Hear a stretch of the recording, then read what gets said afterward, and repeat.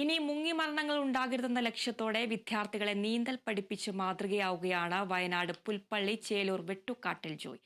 അവധിക്കാലത്ത് നിരവധി കുട്ടികളാണ് ജോയിയുടെ കീഴിൽ നീന്തൽ പഠിക്കാനെത്തുന്നത്.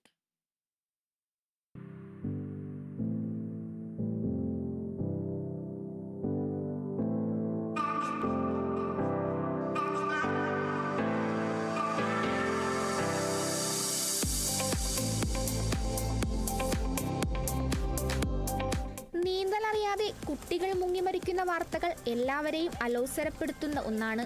തന്റെ സമീപ പ്രദേശത്തെ കുട്ടികൾക്കെങ്കിലും ഇത്തരം അപകടങ്ങൾ ഉണ്ടാകരുതെന്ന ലക്ഷ്യത്തോടെയാണ് ജോയ് വിദ്യാർത്ഥികളെ നീന്തൽ പരിശീലിപ്പിക്കാൻ ആരംഭിച്ചത്.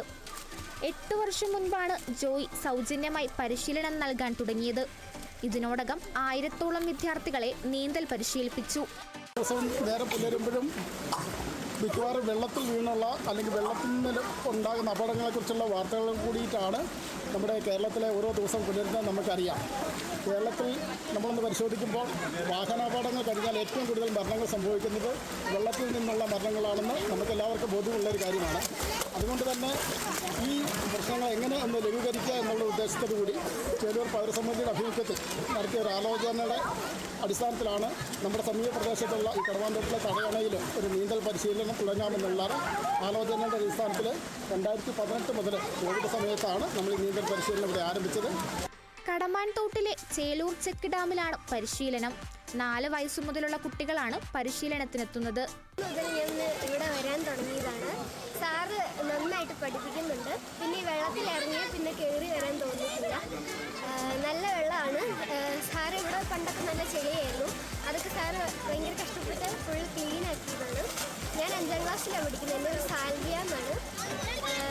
പിന്നെ ഇത് നല്ല രസമാണ്.